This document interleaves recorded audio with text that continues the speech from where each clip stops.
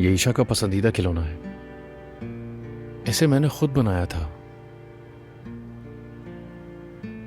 बहुत प्यार करती है वो आपसे। मैं उसे बहुत याद करता हूँ। सिर्फ उसकी आवाज सुनना काफी नहीं होता। अदनान बहुत इंसाफ पसंद है। अब वो कोई मसला नहीं बनाएगा आपके लिए, और अब तो अक्सर मिलते रहेंगे आप लोग। खुदा कभी किसी को उसके बच्चों से अलग ना करे। ये इंसान के लिए सबसे बड़ा इम्तिहान है। लेकिन आपने वो इम्तिहान पास कर लिया है। शराब भी पीनी छोड़ दी है आपने। हाँ, वो मुश्किल वक्त गुजर गया। मुझे वाकई जानकर बहुत अच्छा लगा। ये बहुत मुश्किल होता है। आपने कैसे छुड़ाई अपनी आदत? ये सब तो अदनान की बदौलत हुआ है। अगर वो ना आता और मेरी बेटी को ना ले जाता तो ये आदत कभी नहीं छूट पाती। अदनान के लिए पहले सब कुछ बहुत मुश्किल था, लेकिन अब जैसे हालात हैं वो आपको अच्छी तरह जान जाएगा। मुझे माफ करना ज़मरुद, मगर तुम बहुत पुरुमीद हो। मुझे नहीं लगता कि अदनान तुम्हारे जैसा सोचता होगा।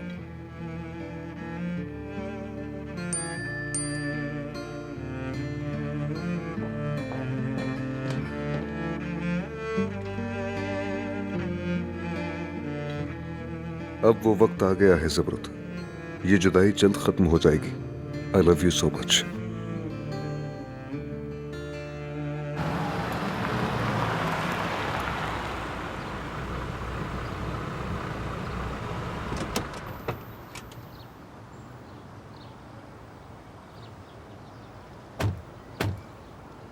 अदनान, क्या हुआ?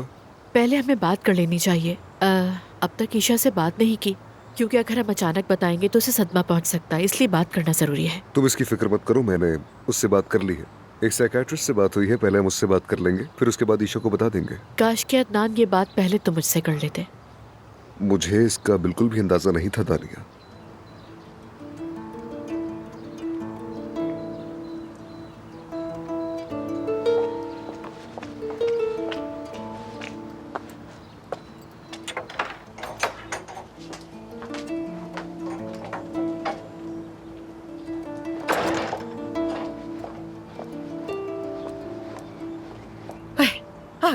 आ गए वो लोग, आ गए।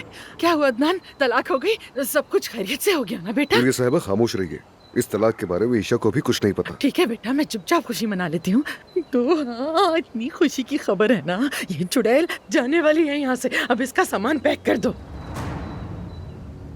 अदनान, क्या अभी मुझे निकाला जा रहा है?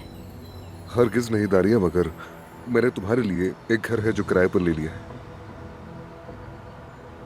ठीक है, तो फिर दोहा मेरा सामान बांध दे ताकि मैं फौरन जा सकूं यहाँ से। तुम कहीं नहीं जा रही हो दानिया। तुम यहीं इस घर में रहोगी, और वो भी अपनी बच्ची के साथ।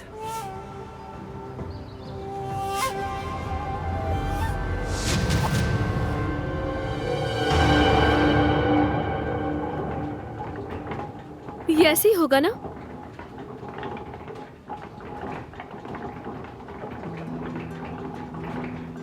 हाँ, बिल्कुल ऐसा ही करना है।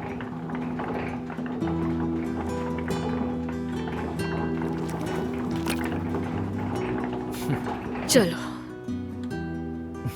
थोड़ा आहिस्ता तो करो इसको। लेकिन उस्ताद, आपने मुझे ऐसे ही सिखाया था और अब आप कह रहे हैं कि मैंने गलत किया है। अच्छा, तो ऐसा है, ये भी मेरा कसूर है। चलो दोबारा शुरू करो।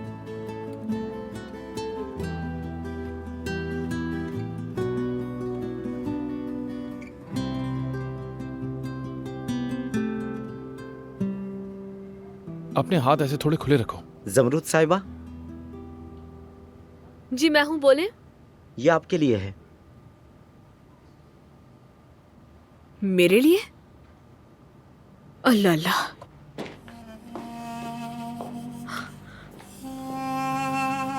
ठीक है, बहुत शुक्रिया आपका। खुदा हाफिज।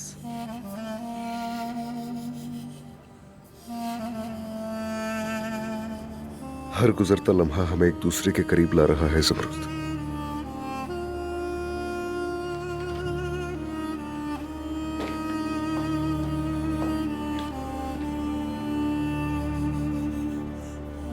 दानिया यही रहेगी। ईशा, बिना माँ के बड़ी नहीं होगी। मैं हरगिज़ इसकी इजाजत नहीं दूंगी। आपका मतलब कुछ वक्त के लिए है ना? हाँ दादी जान, जब तक ईशा बड़ी ना हो जाए, क्योंकि दूसरी सूरत में मैं इसकी इजाजत नहीं दूंगा। अजमत साहिबा, लगता है आप अपने हवास में नहीं हैं। अब डॉक्टर के पास ले जाएं आपको, आप कहें तो। अच्छा है वो कोई दवाई दे देगा। वैसे इसने दानिया से तलाक ले ली है और अब जमरुद से शादी करेगा। लेकिन जमरुद भी तो दानिया की शादी के वक्त यही थी ना? दानिया ने अपनी बच्ची के लिए सब कुछ बर्दाश्त किया। अगर जमरुद अदनान से मोहब्बत करती तो बर्दाश्त करे। अजमत साहिबा प्लीज, मैं नहीं चाहती कि मेरी वजह से कोई बहस हो। ये बात अभी खत्म नहीं हुई दादी जान, हम बात करेंगे। अजमत साहिबा, वैसे अब आपको 2-2 शादियों के लिए तैयार रहना चाहिए, क्योंकि अब 2 शादियां होंगी यहाँ।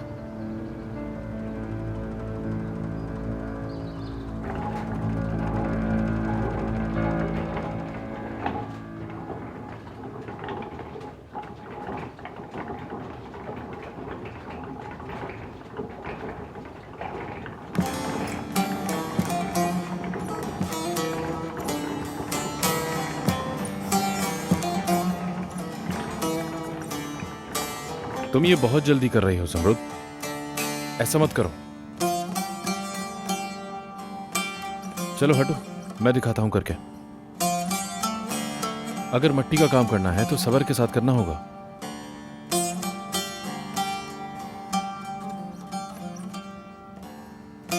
मट्टी को आहिस्ता आहिस्ता शक्ल देनी होती है। मट्टी को मनाना पड़ता है। बहुत सब्र का काम होता है, ये वक्त देना पड़ता है बगैर कोई सवाल किए।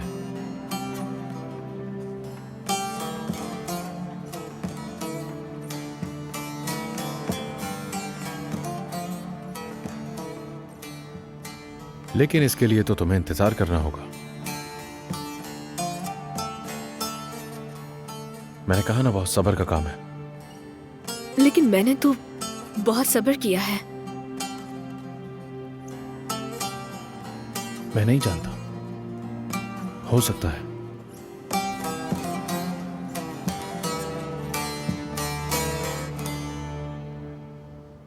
तुमने मुझे रूम